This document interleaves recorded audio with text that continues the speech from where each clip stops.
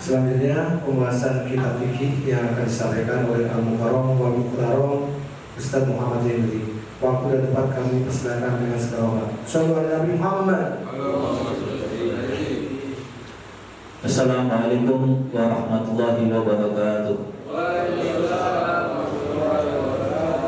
Bismillah walhamdulillah wassalatu wassalam ala rasulillah Sayyidina wa maulana Muhammad bin Abdullah sallallahu alaihi wa ala alihi wa sahbihi wa man wala wala haula wala quwata illa billahil aliyil azim. Amma ba'du, subhanaka la ilma lana illa ma 'allamtana innaka antal alimul hakim. Rabbi shrah li sadri wa yassir li amri wahlul 'uqdatam min lisani yafqahu qawli. Amin. Nawaitu ta'alluma wa ta'lim wa naf'a wal intifa' wal mudzakarah wa tadhkir wal ifadah wal istifadah wal hasa ala tamasuki bi kitabillah wa sunnati rasulih wa du'a ila huda wa dalala ala khairi ibtigha'a wajhillah wa mardatihi wa qurbihi wa sawabihi min Allah ta'ala.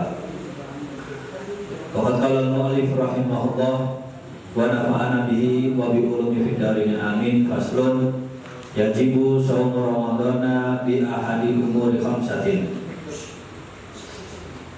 Pertama-tama yang saya hormati para asatid, para tokoh masyarakat, yang saya hormati Ketua DKM Bapak Ustadz Muhari, yang saya hormati Bapak Ahmad, Bapak Ustadz Tukimo, Bapak Marsan, Bapak Sukis, dan juga yang saya hormati Ketua RT Bapak Ian Rizal, dan seluruh Bapak Suratman dan seluruh para rekan-rekan di sini, anak-anak muda. Mudah-mudahan kumpulnya kita di sini menjadi ajang silaturahmi. Mudah-mudahan Allah Subhanahu wa taala permudah urusan-urusan kita yang sulit. Mudah-mudahan Allah Subhanahu wa taala lapangkan rezeki kita, sehatkan badan kita. Mudah-mudahan kita semuanya pulang membawa keberkahan dan ilmu yang manfaat. Amin ya rabbal alamin. Yajibu shaum Ramadan. Wajib bagi setiap orang melaksanakan puasa Ramadan apabila terdapat lima tanda-tanda, 5 perkara. Kalau misalnya ada salah satu daripada 5 ini, maka hukumnya wajib bagi dia untuk melaksanakan puasa Ramadan besoknya. Ya. Yang pertama, di sini sebagian para ulama menambahkan 2 tanda yang mana itu tidak disebutkan di sini. Yang pertama adalah melihat tanda-tanda yang menunjukkan bahwasanya itu puasa Ramadan. Misalnya contoh, biasanya kita lihat di TV-TV ya, marhaban ya syahrul Ramadan. Lah berarti ini tandanya mau Ramadan. Kalau zaman dulu itu menara-menara ya, menara-menara itu dihiasi lampu-lampu. Oh berarti ini bentar lagi mau Ramadan ya. Atau adanya festival ya, kalau zaman dulu adanya festival. Nah ini berarti menunjukkan bahwasanya bentar lagi ini bulan Ramadan. Ya ini berarti tanda-tandanya. Kemudian yang kedua daripada tambahan 5 ini adalah kabarnya orang yang banyak. Yang dimaksud banyak itu 11 orang atau 20 orang, walaupun dari orang yang kafir. Kalau kita di Indonesia ini kan kebanyakan muslimnya. Nah kalau kita tinggalnya di Amerika, yang ngabarin siapa? Kalau itu puasa Ramadan. Ya, boleh kita nanya sama orang kafir, ini udah Ini udah masuk tanggal sekian apa belum? Kira-kira ada kabar Ramadan apa enggak? Nah kalau mereka mengabarkan 11 orang ataupun 20 orang, kalau 20 orang kan masa quorum semua, ya pasti ada yang jujur, ya.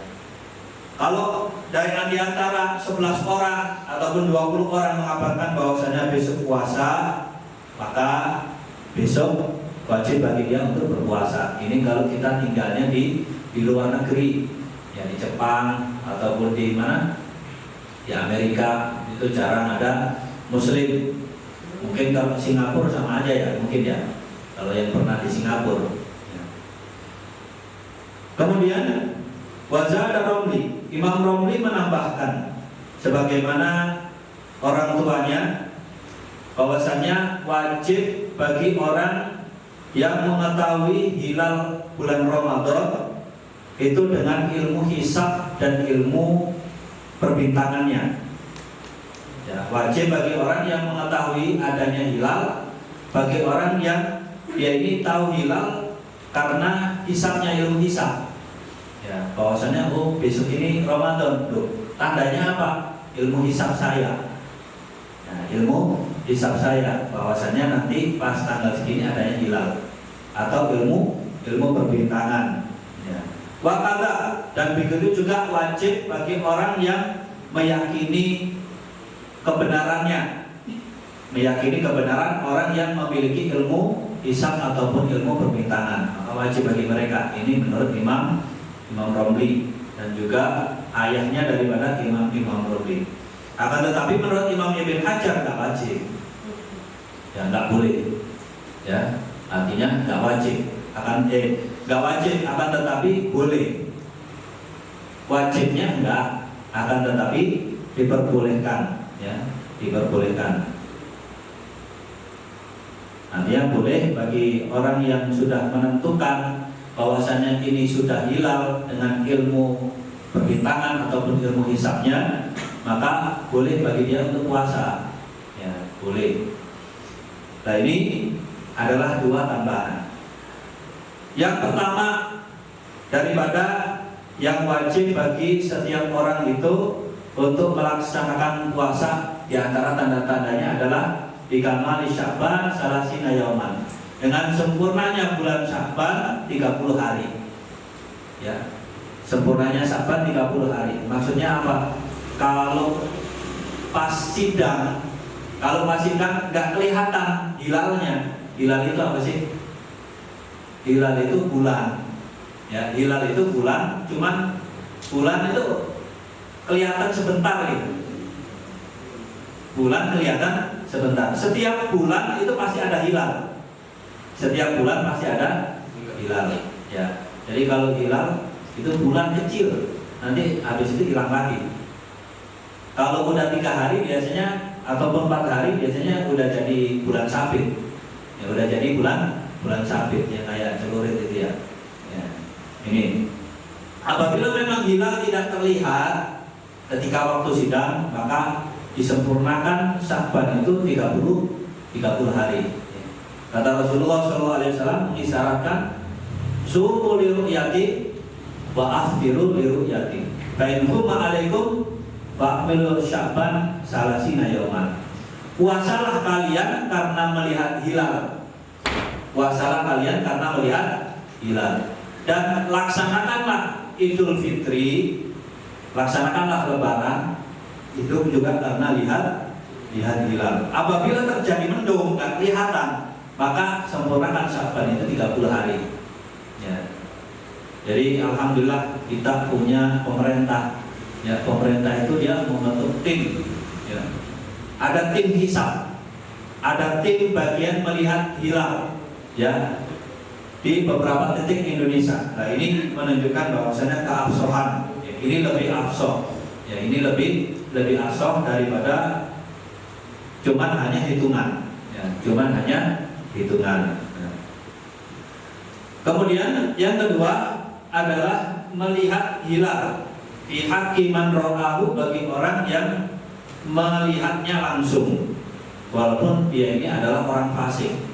Ya. Misalnya ada satu orang, ya, dia pengen lihat hilal langsung. Dia pergi ke laut. Kalau hilal itu adanya di tempat yang tinggi, bisa dilihat. ya, bisa dilihat dengan mata, nggak pakai teropong, nggak pakai, langsung bisa dilihat langsung. Ya. Apabila satu aja yang melihat, ya, walaupun yang lain nggak melihat, maka wajib bagi dia besok ini puasa. Walaupun presiden belum menetapkan bahwasanya besok itu adalah puasa, tapi dia melihat karena mungkin satu orang, jadi nggak dianggap, maka wajib bagi dia, walaupun dia orang fasik, ya, walaupun dia orang fasik, orang ahli maksiat, tapi kalau memang itu hilal besok, ya, kalau itu memang dia melihat hilal, maka wajib. Ini yang kedua. Yang ketiga, bisyuhuti fi hakiman lam yarahu bi adli syahadah, yaitu dengan ketetapan orang yang tidak melihatnya, tapi pemerintah menetapkan dengan tim-timnya bahwasanya besok itu adalah puasa. Ya, ini ketetapan daripada pemerintah. Nah, pemerintah itu mereka memutus yang namanya adl syahadah. Adl syahadah itu apa sih? Adl syahadah itu adalah orang yang ketaatannya lebih daripada kemaksiatannya. Artinya orang soleh, ya, artinya orang soleh. Kalau sudah ditetapkan, maka wajib bagi dia besok puasa. Yang keempat, yaitu bi'ibari adil riwayah, dengan kabarnya seseorang yang adil riwayah. Adil riwayah itu adalah seorang perempuan ataupun anak kecil yang belum balik, ya, seorang perempuan ataupun anak kecil ataupun orang yang biasa, maksudnya nggak taat banget, nggak maksiat banget, itu namanya adil riwayah. Yang ngabarin bahwasanya besok puasa, atau kalau misalnya kita tanya sama orang yang nggak kita kenal atau kita kenal dia lah, kita tanya besok puasa kapan ya? Oh, puasa besok, karena dia tahu, ya, karena dia tahu puasa yang besok. Nah, walaupun di dalam hatinya dia ini tidak percaya, tapi semua orang mengatakan besok puasa, ya, maka wajib bagi dia untuk besok puasa. Itu yang keempat. Yang kelima adalah bidon didukhuli Ramadan bil ijtihad, yaitu menyangka masuknya bulan Ramadan dengan ijtihad. Ijtihad itu maksudnya apa? Ijtihad itu dia mencari tanda-tanda, karena dia di dalam penjara. Dalam penjara itu kan nggak tahu tanggal. Ya, kalau penjara di Indonesia masih ada toilet, ya. Kalau di penjara luar negeri itu biasanya penjaranya kadang sinar mataharinya nggak masuk. Ini penjara dulu, ya, zaman dulu. Kadang matahari aja nggak masuk, jadi Senin, Kamis itu kita nggak tahu. Tahu-tahunya dengan apa? Dengan ijtihad. Kita kira-kira, kita masuk. Jangan sampai kita, ya. Jangan sampai kita. Misalnya dikira-kira dia masuk penjaranya kapan? Hari Kamis misalnya. Oh, dihitung. Ya, dihitung. Hari Kamis, bulan apa? Nanti dia dihitung. Ya, dihitung. Lah kalau misalnya kira-kira dia ini, oh sekarang ini bulan Ramadan, ya dia puasa. Dia melaksanakan puasa. Lah kalau misalnya puasa itu terjadinya setelah bulan Ramadan, puasanya dia terjadinya setelah bulan Ramadan, maka itu qadha hukumnya. Qadha yang bulan yang dia lagi di penjara. Jadi qadha berarti. Kalau misalnya itu terjadinya sebelum bulan Ramadan, maka puasa itu untuk menempel puasa-puasa yang dulu dia pernah meninggalkannya. Ini adalah 5 tanda. Kalau misalnya ada salah satu di antara tanda-tanda ini, maka seseorang ini wajib melaksanakan puasa bulan Ramadan. Mungkin di sini ada pembahasan, ada yang perlu dibahas, masalah tanda-tanda puasa di dalam bulan Ramadan. Jadi kalau misalnya ada puasa, kapan ya puasa ya? Jangan bingung. Puasa bulan Ramadan itu adalah tanggal 1 bulan Ramadan. Ya. puasa bulan Ramadan itu tanggal 1 bulan Ramadan. Ada? Silakan. Ada yang nanya kira-kira?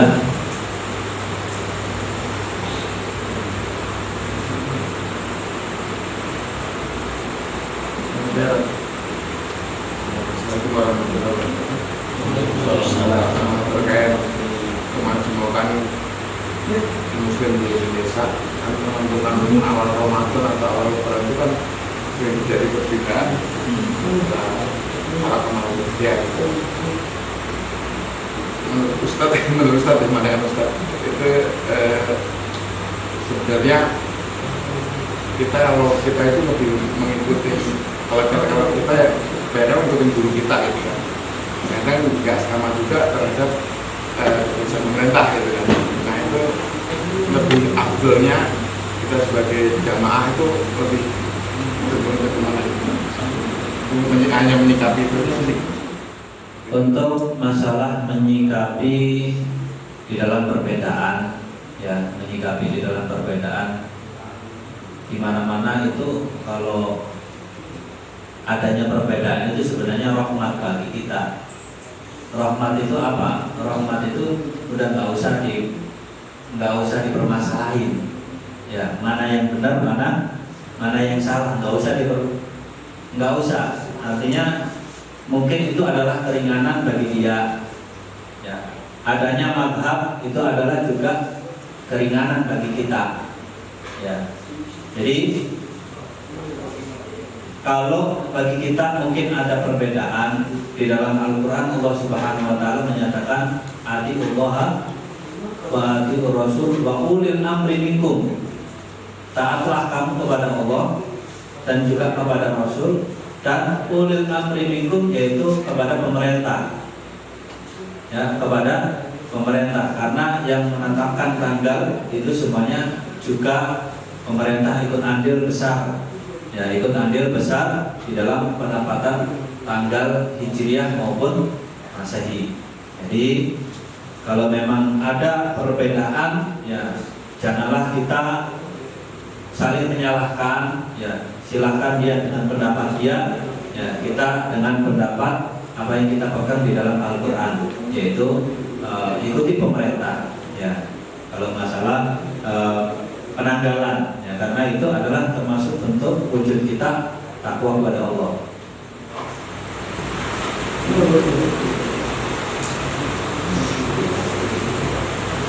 Ada lagi? Assalamualaikum warahmatullahi wabarakatuh. Mohon maaf ini mungkin konteksnya lain, tapi masih berkaitan dengan puasa. Kalau dulu zaman Rasul ya, puasa kalau mau pergian jaraknya jauh, lebih sekian puluh kilo lah, diperbolehkan nggak usah puasa. Kalau sekarang biarpun jauh, kalau naik pesawat kan mungkin nggak pakai aturan itu ya. Nah, itu gimana? Kalau misalkan naik kendaraan tetap masih wajib gitu ya? Kalau untuk safar, kalau untuk bepergian, mana yang paling afdal kita batalin puasa apa kita terusin puasa? Ya.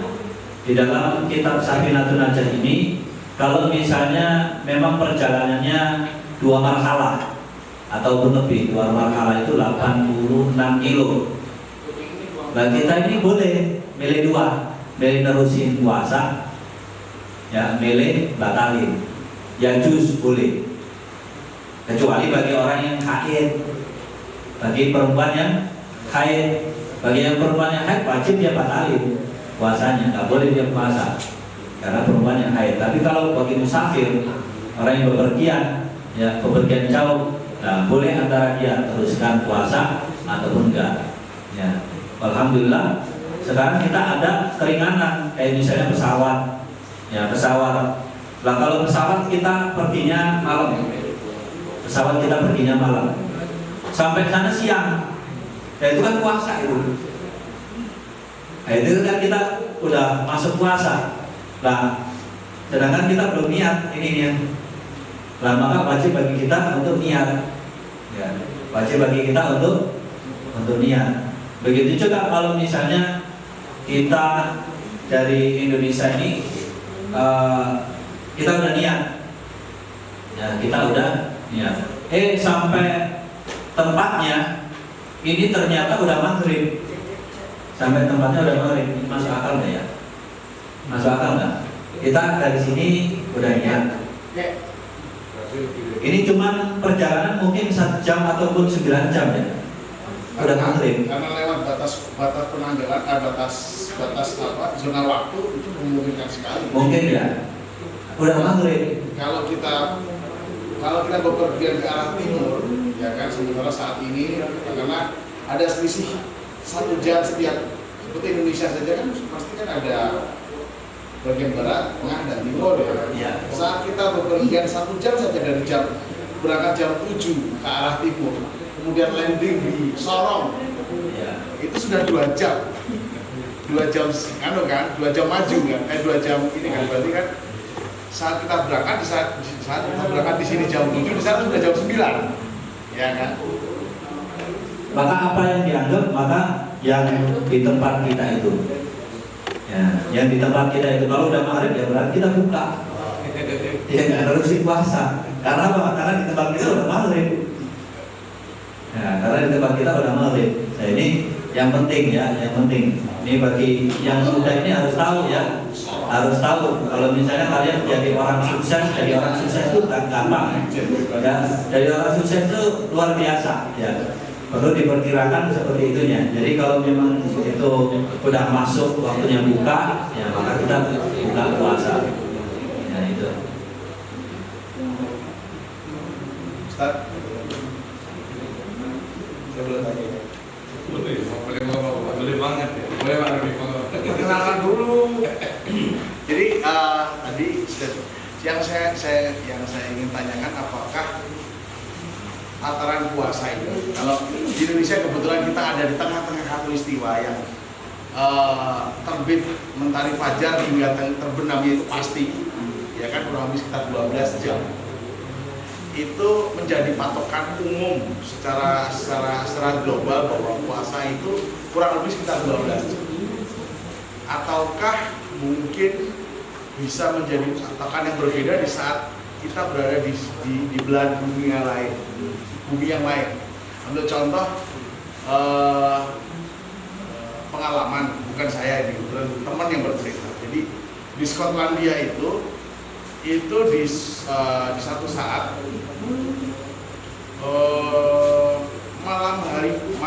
malam harinya itu lebih singkat. Jadi malam itu umurnya cuma 3 jam.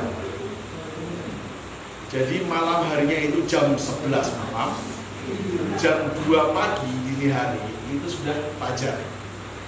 Gitu. Dengan kata lain, kalau kemudian ukurannya adalah subuh itu fajar, ya kan, berarti jam 2 pagi itu kan adalah batas terakhir kita untuk sahur, gitu kan. Nah itu penjelasannya bagaimana Ustaz? Terima kasih.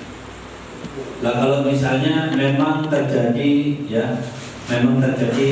adanya matahari itu, ya perputaran matahari itu nggak normal seperti daerah tadi Skotlandia, ya katakan seperti itu. Ya maka kita mengikuti tempat yang dekat daripada yang sama, ya yang sama secara normal daripada tempat munculnya matahari. Ya, tempat munculnya matahari dan terbenamnya matahari. Mungkin katakan Skotlandia itu lebih lama malamnya daripada paginya. Ya, maka kita mengikuti tempat yang lebih dekat daripada Skotlandia. Ya, yang mataharinya itu normal.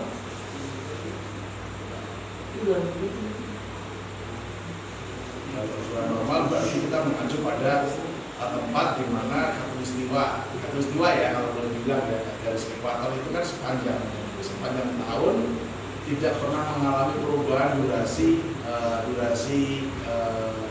siang hari. Jadi tetap yang saya sebutkan tadi di awal bahwa 12 jam itu adalah patokan terbitnya matahari hingga terbenamnya pelan itu nanti kan kurang lebih 12 jam. Ya yang saya ceritakan tadi adalah contoh kasus di mana karena rotasi bumi itu berpengaruh pada sudut penyinaran paparan matahari begitu ya. Jadi ini terjadi di belahan dunia lain juga, bahwa bisa jadi di satu tempat itu di satu saat siangnya akan jauh lebih lama daripada malamnya dan sebaliknya. Ya memang kalau di sini ini disebutkan bahwasanya annal hilal sabata fima yuwafiqu matla'uhu matla'a mahalihi. Ya. Hilal itu ditetapkan juga yang cocok dengan tempat munculnya matahari. Ya, yang cocok dengan tempat munculnya matahari yang setara dengan sama dengan dia. Ya, yang sama dengan dia. Kalau nggak sama ya berarti dicocokin di tempat yang sejajar sama dia. Ya, sejajar sama dia. Kalau memang jam 12-nya yang sebelahan tetangganya Skotlandia berarti jam 12, ya berarti jam 12. Ya itu dicocokin. Akan berpengaruh tidak dalam, kembali lagi tadi, kalau di Indonesia yang kebetulan ini berada di Khatulistiwa itu kita berpuasa ekivalen 12 jam. Jika terus kemudian kita cari bisa jadi di belahan dunia lain itu lebih dari 12 jam, bagaimana? Lebih dari 12 jam. Berarti kita lihat penanggalannya. Tentunya kan tanggalnya itu kan ada yang beda, ada yang sama itu. Penanggalannya di pemerintah di situ berapa? Tentunya kan bisa kita anggap kalau sehari mulai dari jam berapa sampai jam berapa itu dari penanggalannya. Tanggal 1 itu kan tentunya mereka punya tanggal sendiri. Ya, mereka punya tanggal sendiri. Jadi dari penanggalannya. Jadi kalau misalnya ada perbedaan lagi, ya ada perbedaan puasa ini tanggal berapa? Ya, ada yang berpendapat ini berpatokan kepada Mekah. Ya, ada yang berpatokan kepada pemerintah. Lah ini nggak usah diperdebatin lagi, ya nggak usah diperdebatin sampai jadi musuh, nggak usah, jangan. Nah ini kamu sesat hari ini, nggak. Sampai luar biasanya zaman sekarang ini ya, Dzulhijjah itu beda-beda. Ya Dzulhijjah itu lebaran lebaran kurban itu ya berbeda-beda. Ya jangan sampai itu semuanya jadi permusuhan bagi kita. Ya. Mungkin sedikit ini manfaat. Ya, mudah-mudahan Allah Subhanahu wa taala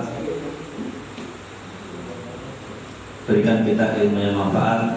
Mudah-mudahan Allah Subhanahu wa taala bimbing kita untuk berjalan di jalan yang diridhoi oleh Allah Subhanahu wa taala. Amin ya rabbal alamin. Mari kita tutup majelis ini dengan talqin dzikir. Mudah-mudahan iman dan Islam kita dikuatkan oleh Allah Subhanahu wa taala. Afdalu ma qultu ana rahim. Alhamdulillahirabbil alamin. Allahumma shalli wa sallim ala sayyidina Muhammadin wa ala alihi wasallam. Allahumma inna nas'aluka min al-khairi kullihi ajilihi wa ajlihi ma 'alimna minhu wa ma lam na'lam, wa na'udzu bika min asy-syarri kullihi ajilihi wa ajlihi ma 'alimna minhu wa ma lam na'lam. Wa nas'aluka jannata wa ma qaraba ilayha min qawlin aw min i'tiqadin, wa nas'aluka min an-nari wa ma qaraba ilayha min qawlin aw min i'tiqadin, wa nas'aluka ma sa'alaka min abdika wa nabiyyika Muhammadin sallallahu alaihi wasallam, wa nas'aluka ma sta'adaka min abdika wa nabiyyika Muhammadin sallallahu alaihi wasallam. Allahumma qadita lana min amrin faj'al akibatahu rasyada. Sallallahu alaihi wasallam Muhammadin wa ala alihi wasallam. Alhamdulillahirabbil alamin.